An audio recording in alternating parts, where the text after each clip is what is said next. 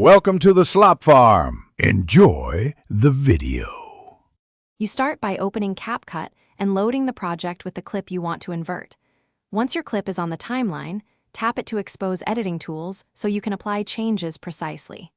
Next, navigate to Effects or Adjust depending on your app version. This is where inversion lives.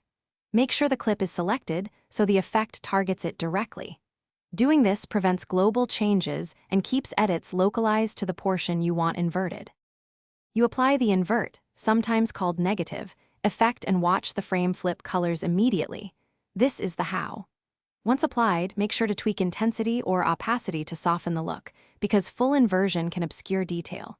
If you only want part of the frame inverted, duplicate the clip, apply invert to the top layer, then add a mask and feather it for a smooth transition. This combination lets you control where and how strongly inversion appears. You finish by previewing the edited segment at full resolution to confirm timing and color balance. Make sure playback is smooth.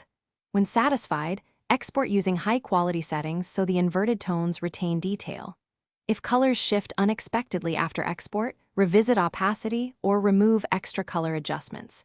If you can't find an invert option, update Capcut or apply a negative filter as a substitute.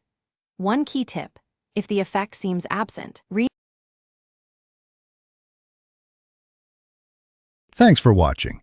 Consider subscribing if we helped you today.